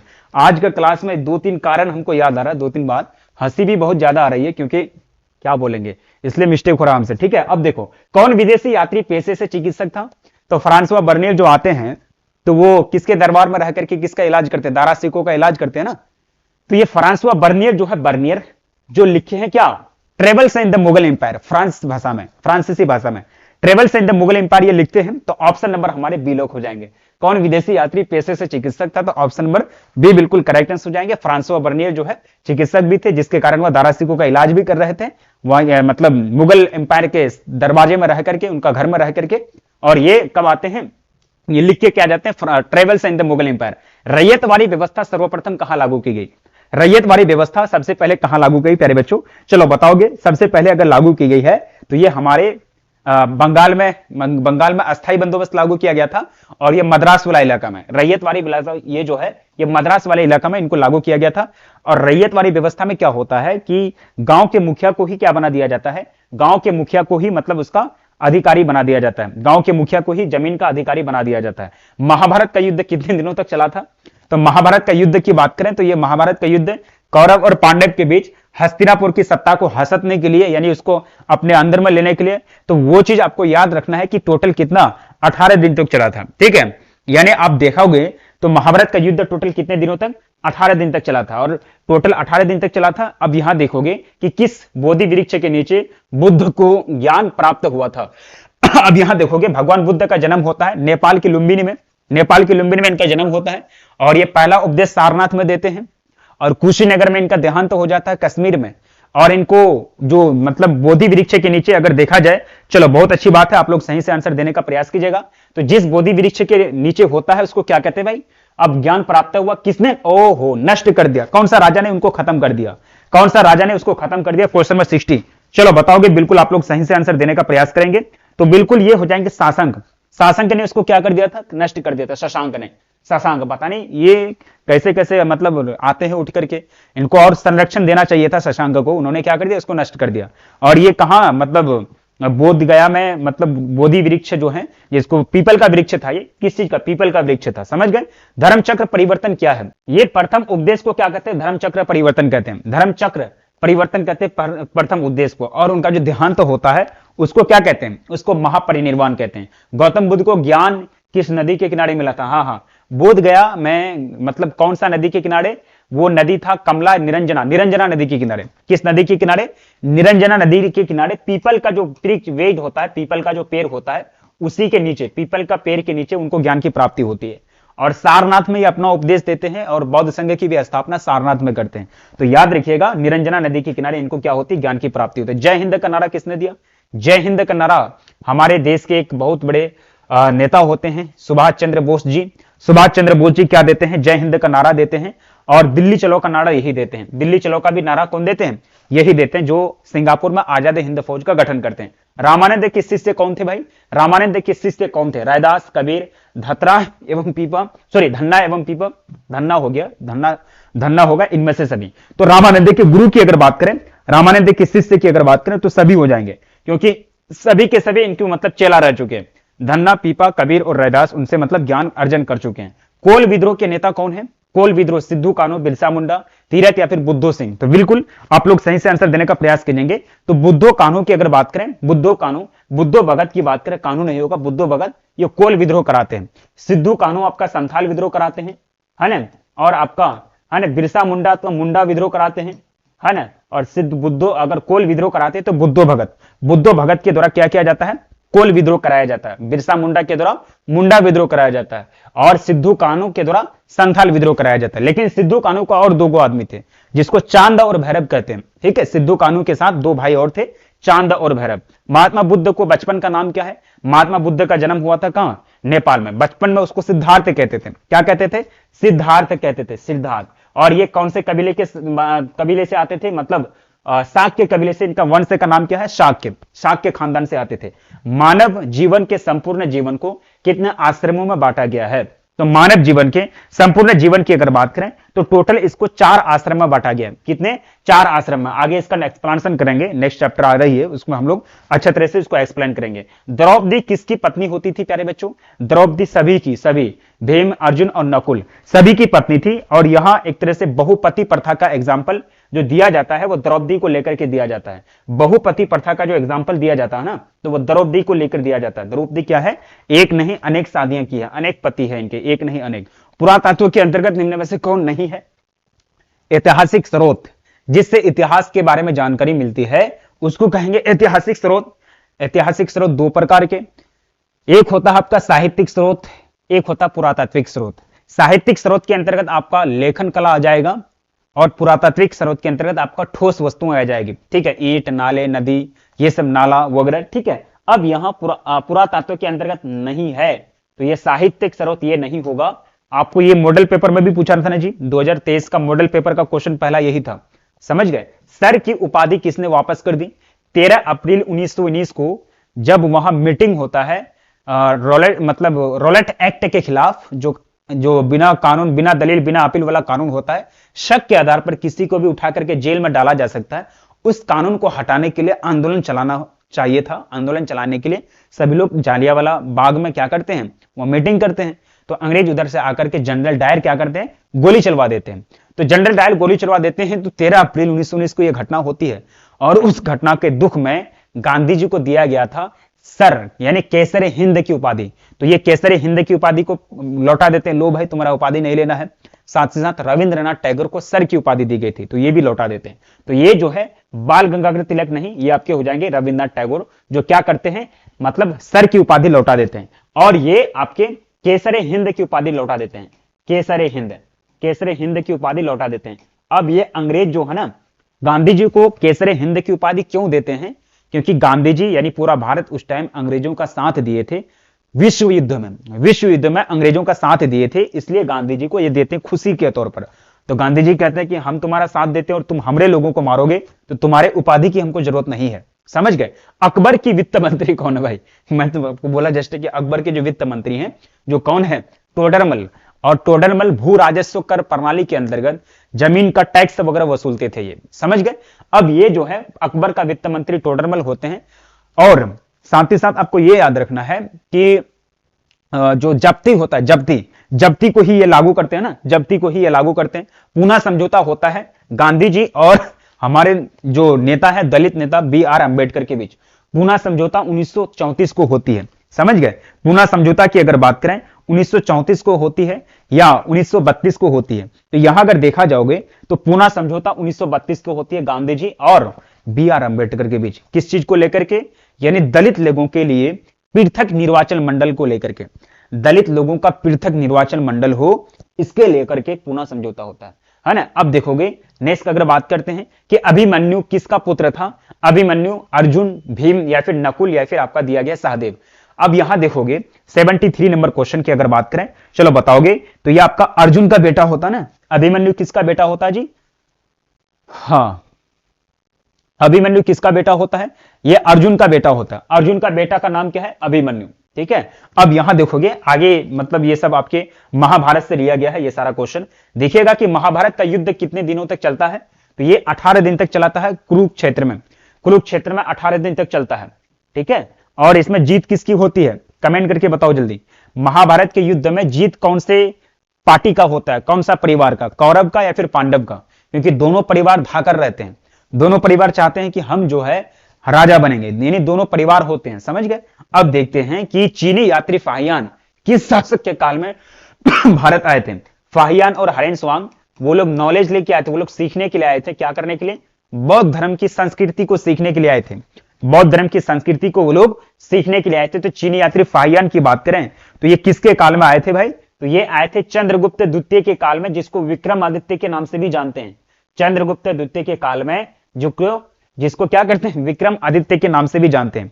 तो उन्हीं के काल में आते हैं और यहां मतलब अलग अलग यूनिवर्सिटी में रह करके वो तक्षशिला हो जाएगा, उसके बाद नालंदा हो जाएगा, ऐसे यूनिवर्सिटी में पढ़ते हैं और अपना ज्ञान लेकर के घर जाते हैं। अशोक किस वंश का शासक था? मौर्य वंश का। अब अशोक किसके लिए फेमस है? ये अशोक जो फेमस है वो धम्म के लिए फेमस है। अशोक का नाम इतना नहीं लिया जाता। अगर अशोक आज अच्छे इंसानियत के लिए जाने जाते हैं, अगर अशोक धम्म की नियुक्ति, धम्म नहीं फैलाते, तो अशोक का नाम इतना इतिहास में इतना इज्जत से नहीं लिया जाता, है ना। समझ गए? क्योंकि अशोक ने बहुत अच्छा काम किया था। क्या किया था उन्होंने? यानी युद्ध की परिणति को त्याग दिया था और उन्होंने एक सिद्धांत अपनाया था कि अगर विश्व विजय करना है तो लोगों का हृदय विजय करना पड़ेगा। अगर आपको समाज में एक बड़ा नेता बनना है तो लोगों के दिल में घर बनाना पड़ेगा, लोगों के दिल में घर बनाना पड़ेगा। यह चीज आप याद रखिएगा, समझ गए। संथाल विद्रोह कब हुआ भाई? तो संथाल विद्रोह 1855 में होता है। संथाल विद्रोह कब होता है? 1855 में आपका संथाल विद्रोह होता है। और इसके नेता कौन होते हैं? सिद्धू और कान्हू, है ना। सिद्धू कान्हू, है ना। सिद्धू कान्हू इनके नेता होते हैं। और चांद और भैरव भी होते हैं साइड में। चांद और भैरव जो होते हैं ये साइड में होते हैं, है ना। ये दोनों भाई होते हैं, याद रखिएगा। और साथ ही साथ अगर बात करें बुरसा मुंडा विद्रोह कब होता है? मुंडा विद्रोह की बात करें, मुंडा विद्रोह की बात करें, ये विद्रोह होता है 1895 में। 1895 नेता कौन होते हैं? मुंडा, बिरसा मुंडा। नेता कौन होते हैं? बिरसा मुंडा। तो याद रखिएगा कि 1855 में आपका संथाल विद्रोह होता है। किसके खिलाफ होता है? अंग्रेजों की नीति के खिलाफ। अंग्रेजों की नीति के खिलाफ और अंग्रेजों की नीति के खिलाफ और जमींदारों के खिलाफ। जमींदार और अंग्रेज दोनों क्या करते हैं? वो दोनों क्या करते हैं कि शोषण करते हैं लोगों का, साथ ही साथ शोषण करने का प्रयास करते हैं, इसलिए विद्रोह होता है। मनुस्मृति में कितने प्रकार के विवाह का उल्लेख किया गया? वाह वाह वाह वाह। टोटल कितने प्रकार के भाई? तो इसमें टोटल 8 प्रकार के विवाह का उल्लेख किया गया। प्रथम 4 प्रकार के विवाह उत्तम है, बाकी सब घटिया है। किसके अनुसार? ब्राह्मणीय शास्त्र के अनुसार। तो याद रखिएगा टोटल इसमें 8 प्रकार के विवाह का उल्लेख किया गया है। तो यहां आपको टिक लगाना है 8। अब यहां देखोगे गंधर्व विवाह, पिशाच विवाह, असुर विवाह, ब्रह्म विवाह, है ना। साथ ही साथ कई प्रकार के विवाह आपको पढ़ाए गए। अब बताइएगा 8 गो याद है कि नहीं आपको? ईमानदारी से अगर पढ़े होंगे तो 8 गो याद होगा, समझ गए। अब देखिएगा कि हुमायूं का भाई कौन था? हुमायूं का भाई, हाँ, हुमायूं अकबर का बाप की बात कर रहे हैं। तो हुमायूं का भाई जो है ना, ये बहुत कुछ मतलब ये होते हैं, अपना भाई को भी इनको देना चाहिए था, तो अपने भाई का नाम इतना रोशन नहीं करते हैं। कामरन, अस्करी और हिंदाल, ये सभी के सभी उनके भाई होते हैं, है ना। ये सभी के सभी इनके भाई। और कामरन जो है ना, कामरन अपने आप को हुमायूं से ज्यादा सक्षम मानते थे। कामरन अपने आप को हुमायूं से ज्यादा चालाक मानते थे। लेकिन ये लोग क्या करते, मिला जुला करके कामरन को भेज देते अफगान का तरफ भी लोग का कब्जा रहता है, तो जाओ तुम उधर ही शासन करो। और हुमायूं भारत में बैठ करके शासन करते हैं, ठीक है। कामरन जो है काफी ज्यादा योग्यता था उनके अंदर, लेकिन कामरन अगर बनता तो बहुत अच्छा से चलता। तुजुक ए बाबरी किसने लिखी? बाबरी। तुजुक ए बाबरी किसका आत्मकथा है? बाबर का। तुजुक ए बाबरी किसका है? बाबर का। ये बाबर का आत्मकथा है। आत्मकथा यानी बायोग्राफी, ऑटोबायोग्राफी जिसको कहते हैं। जिस तरह से गांधी जी का आत्मकथा का नाम क्या है, माई एक्सपेरिमेंट विद ट्रूथ, यानी मेरे सत्य के साथ प्रयोग। गांधी जी का है जो गुजराती भाषा में लिखा गया, किस भाषा में, गुजराती भाषा में लिखा गया है। और उसी तरह से बाबर का जो मतलब ये है आत्मकथा, वो क्या है आपका, तुजुक ए बाबरी, है ना। देखिएगा कि मेगास्थनीज किस भारतीय शासक के दरबार में आए थे। अब यहां देखोगे इंडिका किसके द्वारा लिखा गया था, मेगास्थनीज के द्वारा लिखा गया था इंडिका। अब ये किसके दरबार में आए थे, अशोक, बिंदुसार या फिर चंद्रगुप्त। यहां देखोगे क्वेश्चन नंबर 81, चलो बिल्कुल आसान आंसर है। तो ये आए थे चंद्रगुप्त मौर्य के दरबार में, चंद्रगुप्त मौर्य के दरबार में आए थे। और इंडिका किसके द्वारा लिखा गया था जी, इंडिका किसके द्वारा लिखा गया था, इंडिका किसके द्वारा लिखा गया था, मेगास्थनीज के द्वारा। दामिनी कोह क्या है, तो जमीन का भाग है, जमीन का टुकड़ा है ये। दामिनी कोह की बात करें तो ये जमीन का टुकड़ा है। और इस पर किसका अधिकार होता था, राजा का ही अधिकार होता था। हड़प्पा सभ्यता का सबसे बड़ा नगर कौन सा है, काफी सिंपल है। 1922 में आर.डी. बनर्जी के द्वारा हड़प्पा सभ्यता के अंतर्गत खोज की जाती है, किसका, मोहनजोदड़ो का। नाम सबसे बड़ा ये ठो लग रहा है तो यही करो। और मोहनजोदड़ो आपका सिंधी भाषा का शब्द है जिसका अर्थ होता है मृतकों का टीला, और मोहनजोदड़ो का मतलब होता है मृतकों का टीला। और इसमें मोहनजोदड़ो के अंतर्गत आपको ये याद रखनी है कि मोहनजोदड़ो के अंतर्गत ये याद रखनी है कि यहां आपके विशाल स्नानगर भी पाए गए थे, है ना। तो ये चीज आपको याद रखनी है। लोथल कहां है भाई, लोथल कहां गुजरात में, और कालीबंगा राजस्थान में। याद रखिएगा प्रथम पानीपत का युद्ध कब लड़ा गया, यानी पानीपत का पहला युद्ध जो लड़ा गया था 1526 ईस्वी में। 1526 ईस्वी में बाबर और इब्राहिम लोदी के बीच लड़ी जाती है ये युद्ध, बाबर और इब्राहिम लोदी के बीच लड़ी जाती है। और इसी जीत में बाबर जीत जाते हैं और 1526 ईस्वी में झंडा गाड़ देते हैं, किसका, मुगल एम्पायर का, मुगल साम्राज्य का। अगर यहां बाबर हार जाते तो फिर इनको भागना पड़ता फरगना, अफगान, इनको यहां कोई जगह नहीं मिलता। तब फिर तो इतिहास में आज मुगल शासक के बारे में इतिहास में कुछ नामो निशान भी नहीं होता, समझ गए। अब देखिएगा कि किस अभिलेख में सती प्रथा का उल्लेख किया गया है। 5वें और 13वें अभिलेख में अशोक के धम्म के बारे में बताया गया है। और यहां अगर बात करते हैं एरन अभिलेख, इसमें सती प्रथा के बारे में उल्लेख किया गया है। एरन अभिलेख में सती प्रथा आप जानते ही हैं, जब पति का देहांत तो हो गया तो पत्नी को भूत समझ लेते थे लोग, पत्नी को कहते थे नहीं, इनको जिंदा रहना शुभ नहीं है, इनको भी मार दिया जाना चाहिए। तो पत्नी का जब अगर पति का देहांत हुआ तो पति का लाश के साथ, डेड बॉडी के साथ पत्नी को भी घी डाल के जला दिया जाता था। इसी को कहते हैं सती प्रथा। और सती प्रथा अकबर ने इनको बैन किया, साथ ही साथ राजा राम मोहन राय ने भी इनको बैन करने की कोशिश की। और अंग्रेज बेचारा, अंग्रेज इतना जुल्म करते थे हम लोग पर, लेकिन उनको भी तरस आ जाता है। लॉर्ड विलियम बेटिंग क्या कहते हैं कि इस तरह का अगर कारनामा करोगे तो जिंदा जला देंगे तुम ही लोग को। इसलिए वो पुनर्विवाह एक्ट लेकर के आते हैं, विधवा पुनर्विवाह एक्ट। अब विधवा का भी शादी होगा। पहले जिस समाज में विधवा लोगों को अशुभ नजर से देखा जाता था, जिनको जला दिया जाता था सती प्रथा के अंतर्गत, अब लॉर्ड विलियम बेटिंग ने कहा खबरदार अगर इस तरह का कोई किया तो उनके साथ भी यही असर होगा। तो लॉर्ड विलियम बेटिंग उन लोगों का दोबारा शादी कराते हैं। और अंग्रेज, भाई मानना है कि अंग्रेज हम लोगों को लूट के लेके गए हैं, लेकिन ये रोड, ये सड़कें, ये कुछ ना कुछ तो कुछ पॉजिटिव भी दिए गए हैं ना, कुछ अच्छा चीज भी देके गए हैं। और हमको तो अच्छा लग रहा है कि विलियम बेटिंग जो है इस पर काफी ज्यादा एक्शन लेना चाहिए था। जो ऐसा काम करे, काफी ज्यादा तेल, यानी जो केरोसिन तेल होता है, पेट्रोल, खूब उसको खौलाओ, खूब उसको बड़ा वाला कुआं में, एकदम बहुत बड़ा जो जिसमें पानी रखने का टब होता है, यानी लोहा का टब या फिर जो मिट्टी का टब होता है, खौलाओ, उसमें डाल दो उसको एकदम उठा के। ऐसा ही करता तब फिर अच्छा लगता सुनने में, लेकिन ऐसा उन लोगों ने नहीं किया। तो ऑप्शन नंबर हमारे बी लोग हो जाएंगे, ठीक है। अब यहां देखोगे कि बाणभट्ट की रचना कादंबरी में किस शासन का काल है, किस शासन काल का उल्लेख किया गया बाणभट्ट की रचना। तो यहां जो है हर्षवर्धन राजा होते हैं, हर्षवर्धन, हाँ, रामचरितमानस की बात करें, हर्षवर्धन। तो बाणभट्ट की रचना जो है कादंबरी में, तो ये हर्षवर्धन का मतलब उल्लेख मिलता है। सिंधु सभ्यता का किस देश के साथ व्यापारिक संबंध नहीं था, चाइना। चाइना के साथ मजबूरी में अभी व्यापार करना पड़ रहा है, लेकिन इसके साथ हमारे सिंधु सभ्यता के लोग जो हैं, है ना, सिंधु सभ्यता के लोग कोई व्यापार नहीं। आरजू फलक, आरजू फलक हर दिन आके बोलती है, सर हेलो सर कैसे हैं, आरजू फलक बोल रही है हेलो सर कैसे, खैरियत हैं, बिल्कुल ठीक है बाबू, तुम लोग पढ़ो बढ़िया से, समझ गए। अब देखो, अब यहां देखेंगे सिंधुवासी, अब यहां देखेंगे कि सिंधु वासियों के प्रमुख देवता कौन हो जाएंगे। ये हो जाएंगे पशुपति महादेव। पशुपति महादेव को वो प्रमुख देवता के रूप में चुनते हैं ना, पशुपति महादेव की वो लोग पूजा करते हैं, सिंधुवासी लोग, सिंधु के निवासी। समझ गए।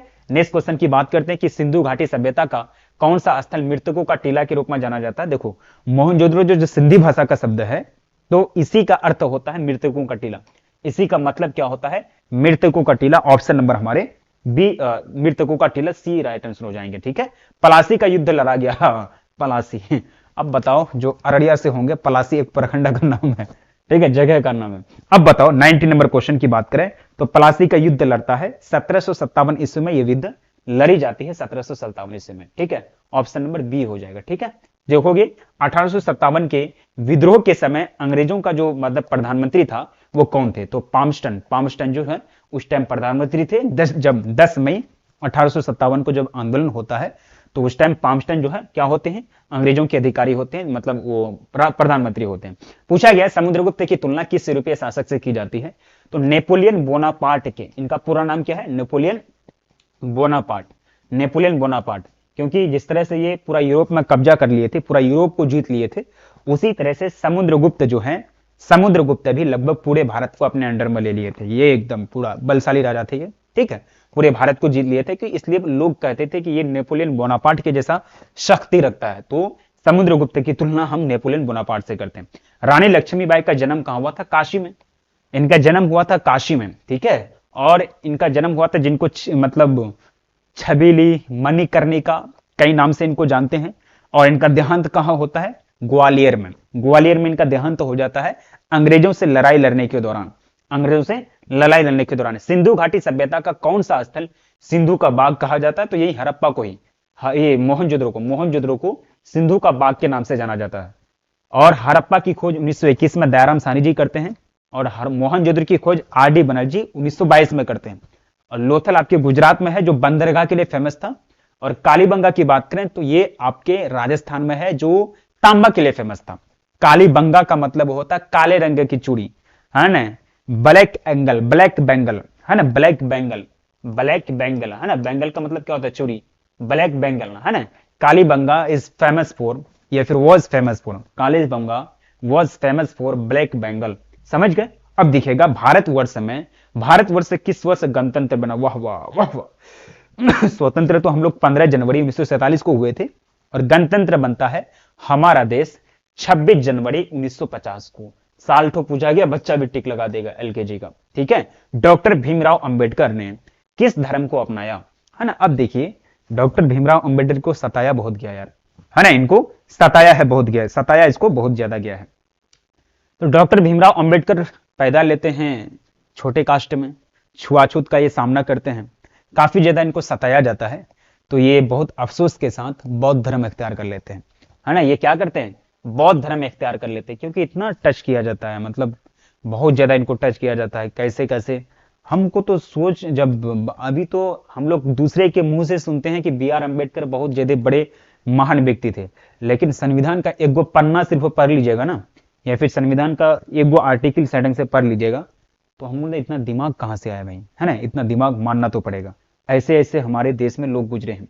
ठीक है, काशी में किस प्रसिद्ध संत का जन्म हुआ, काशी में किस प्रसिद्ध संत का, गुरु नानक, वल्लभाचार्य या फिर मीरा, काशी में। ठीक है, अब बताओगे क्वेश्चन का अगर बात करें 97, तो यहां जन्म होता है कबीर का। काशी में किसका जन्म होता है, कबीर का।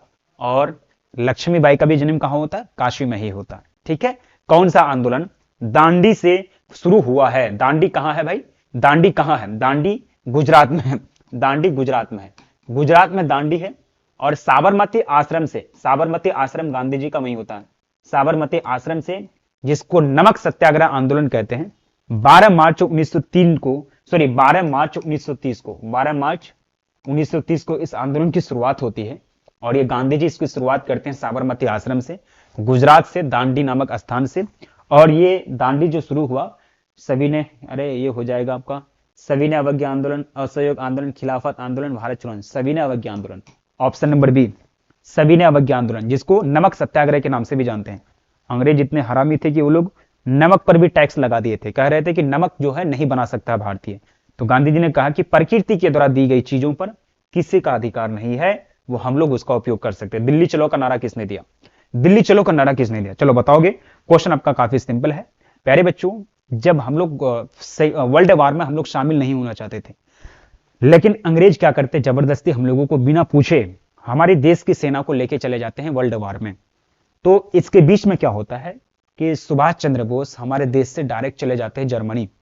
जर्मनी जाकर के हिटलर से मिलते हैं और कहते हैं कि मेरा भारत का सिद्धांत है अहिंसा, हम लोग हिंसा नहीं फैलाना चाहते हैं, और भारतीय सेना हमारे कहने पर नहीं, हम भारतीयों के कहने पर नहीं, अंग्रेजों के कहने पर आपके खिलाफ लड़ रहा है। तो हिटलर काफी ज्यादा खुश हो जाते हैं और कहते हैं कि वाह, भारतीय मेरे साथ है, लेकिन भारतीय सेना मजबूरी में उधर से लड़ रहा है। अगर भारतीय सेना कम से कम उतने खुश हो जाते हैं हिटलर काफी ज्यादा, तब वो सुभाष चंद्र बोस को नेताजी कहते हैं, नेताजी, उनको नेताजी का टैग देते हैं सुभाष चंद्र बोस को। तो वहां से नेताजी फिर चले जाते हैं सिंगापुर। सिंगापुर में जाकर के आजाद हिंद फौज का गठन करते हैं, और जैसे ही आजाद हिंद फौज हमारे देश के अंदर आने की कोशिश करते हैं, तो सुभाष चंद्र बोस उनको एक नारा कहकर के मोटिवेट करते हैं, क्या, दिल्ली चलो, है ना, डायरेक्ट कहते हैं दिल्ली चलो, आजादी दिलाना है देश को। तो दिल्ली चलो का नारा किसने दिया, तो सुभाष चंद्र बोस ने दिया। समझ गए। करो या मरो का नारा किसने दिया, गांधी जी ने दिया। करो या मरो का नारा, करो या मरो का नारा किसने दिया, गांधी जी ने दिया। अब यहां ध्यान रखना है कि गांधी जी ने कब दिए थे, ये नारा दिए थे ग्वालियर में, मुंबई के ग्वालियर टैंक में, ग्वालियर टैंक के मैदान है, जहां 8 अगस्त 1942 को भारत छोड़ो आंदोलन का ड्राफ्टिंग तैयार किया जाता है। समझ गए। तो यहां वो नारा देते हैं। और लाला लाजपत राय, लाला जी कहां हैं, ये पंजाब के हैं, जो आपके गर्म दल के नेता समझे जाते थे।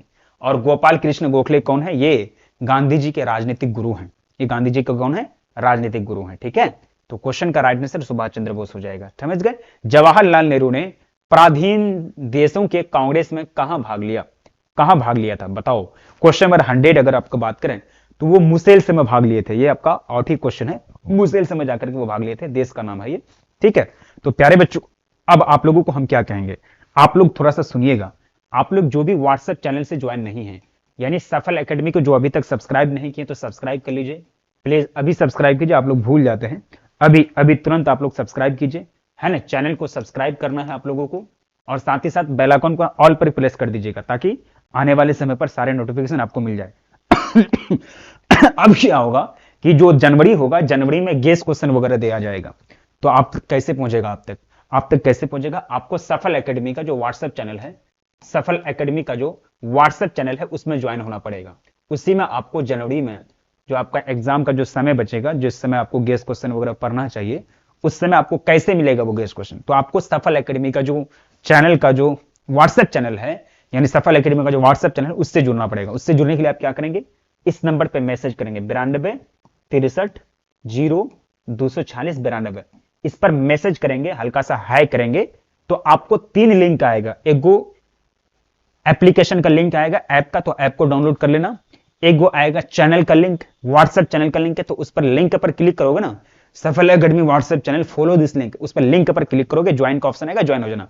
उसके बाद टेलीग्राम का मतलब लिंक आएगा, तो टेलीग्राम का लिंक आएगा, तो टेलीग्राम पर ज्वाइन होकर के उसमें भी ज्वाइन हो जाना। देखो 3 काम करना है, ऐप को डाउनलोड करके रखो, साथ ही साथ जो व्हाट्सएप चैनल है उसमें ज्वाइन हो जाओ, और साथ ही साथ जो टेलीग्राम चैनल है उसमें भी ज्वाइन हो जाओ, क्योंकि आने वाले समय में सारा चीज आपको समय पर मिलना चाहिए, है ना। पता चले हम व्हाट्सएप चैनल में सेंड कर दे, आपको आप तक पहुंचाए नहीं है। और हाँ, दोस्त तो पहुंचाएंगे नहीं, क्योंकि दोस्त क्या होते हैं, दोस्त रात को पढ़ते हैं, लेकिन आपको बताए फ्री फायर खेल रहे हैं, है ना। ऐसा होता है कि नहीं, हमारे साथ तो इंटर में बहुत हुआ है, इंटर में तो बहुत हुआ है।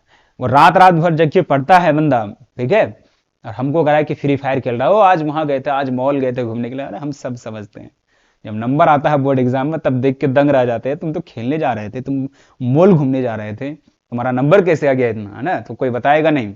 अभी वैसा समय है कि आपको कोई ईमानदारी से नहीं बताएगा कि हम कितना पढ़ते हैं। तो इसलिए आप लोगों को ये चीज याद रखनी है, किसी के भरोसे नहीं बैठनी है, डायरेक्ट मेरे, हम जो भी देंगे आपको, उसको सही समय पर आपको पहुंचना है, सही समय पर आप तक पहुंच जाए, ये चीज ध्यान रखिएगा। ठीक है। अगर कहिएगा कि कोई दूसरा दोस्त भेज देगा सर का दिया हुआ पीडीएफ वगैरह नोट्स वगैरह, तो नहीं भेजेगा। ठीक है। तो ये चीज करना है।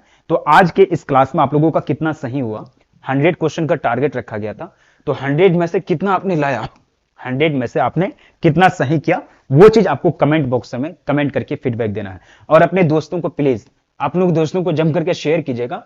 और जो जो आपके जूनियर हैं, छोटे भाई बहन हैं, जो आपके छोटे भाई बहन हैं, उनको जोड़ने का काम करना। सफल एकेडमी को सब्सक्राइब कर लीजिए आप लोग, है ना। सफल एकेडमी चैनल को अभी सब्सक्राइब कर लीजिए, और जो छोटे भाई बहन हैं उनको जोड़ने का काम कीजिए। आप लोगों की क्लास है ना आज लगभग खतरनाक चली, और मैं आप लोगों को कहना चाहूंगा कि अभी आपकी 7:15 बजे जो क्लास होगी वो आपकी शेड्यूल लग जाएगी। Thank you so much class में बने रहने के लिए।